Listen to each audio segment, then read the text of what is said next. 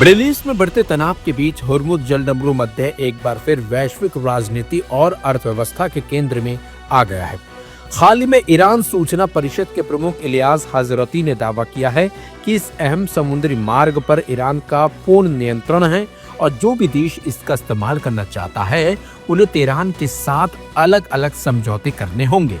यह बयान ऐसे समय में आया जब डोनाल्ड ट्रंप ने स्पष्ट कर दिया है कि अमेरिका अब इस मार्ग की सुरक्षा की जिम्मेदारी नहीं उठाएगा। ईरान की रणनीति केवल नियंत्रण तक सीमित नहीं दिखती, बल्कि वह इस जलडमरू मध्य को आर्थिक साधन के रूप में भी इस्तेमाल करना चाहता है। रिपोर्ट्स के मुताबिक ईरान एक टोल सिस्टम लागू करने की योजना बना रहा है, जिसके तहत मालवाहक जहाजों से शुल्क वसूला जाएगा। कुछ दावों में यह भी कहा गया है कि चुनिंदा देशों के जहाजों को ही गुजरने दिया जाएगा और उनसे भारी रकम भी ली जा रही है। जहाजों को प्रवेश से पहले इस्लामिक रिवॉल्यूशनरी गार्ड्स यानी कि IRGC से अनुमति लेनी पड़ रही है, जिससे इस मार्ग पर ईरान की पकड़ और मजबूत होती दिख रही है। इस पूरे घटनाक्रम के बीच अब्बास अरागची ने यह भी कहा है कि हुर्मुज जलडमरू मध्य ईरान और ओमान के बीच स्थित है, इसलिए इसके नियम तय करने में दोनों देशों की भूमिका होनी चाहिए। हालांकि ओमान की तरफ से अभी तक कोई आधिकारिक प्रतिक्रिया इस मामले पर सामने नहीं आई है।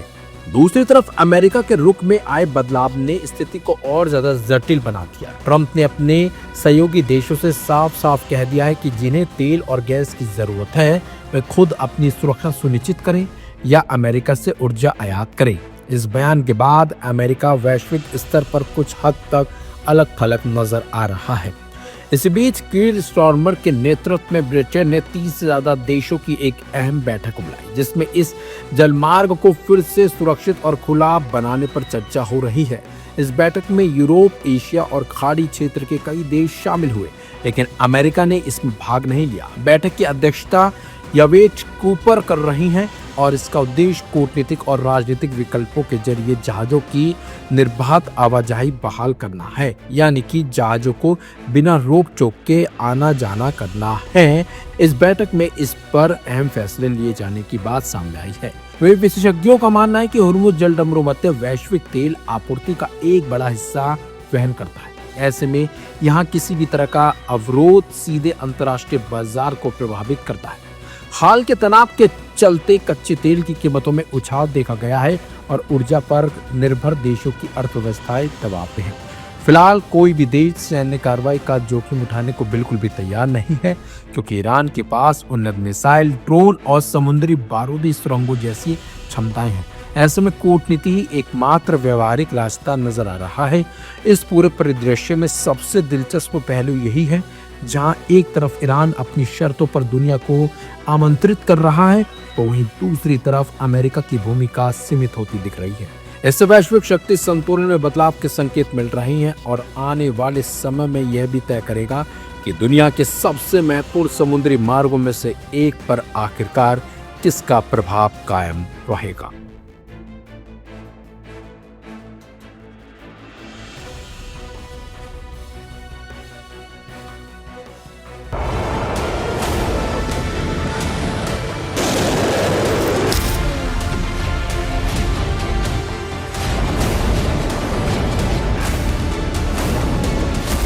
मिडिल ईस्ट में तबाही के बड़े दावे सामने आ रहे हैं। ईरान की Islamic revolutionary guard corps IRGC ने ऑपरेशन ट्रू प्रॉमिस 4 के तहत 89 अटैक वेव लॉन्च करने का दावा किया है, जिसमें एक साथ 100 से अधिक बैलिस्टिक मिसाइलें और ड्रोन दागे जाने का दावा किया जा रहा है, जिसकी तस्वीरें आप लगातार स्क्रीन पर देख रहे हैं और इसे अब तक का सबसे बड़ा कोऑर्डिनेटेड हमला बताया जा रहा है।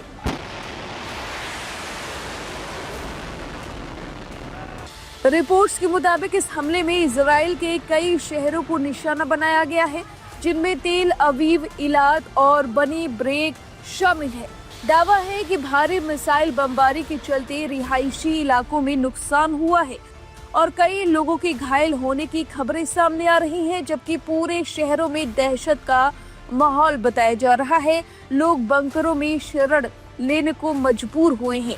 इसी बीच सबसे बड़ा दावा यह सामने आया है कि ईरान ने हिंद महासागर में मौजूद अमेरिकी विमान वाहक पोत USS अब्राहम लिंकन पर ड्रोन स्वार्म अटैक किया है, जबकि बहरीन में अमेरिकी 5th फ्लीट के आसपास भी धमाकों और हमलों की रिपोर्ट सामने आ रही है। इसके अलावा कुवैत, UAE में भी मिसाइल इंटरसेप्शन और इमरजेंसी अलर्ट की स्थिति की खबरें हैं, जहां एयर डिफेंस सिस्टम को एक्टिव किया गया है।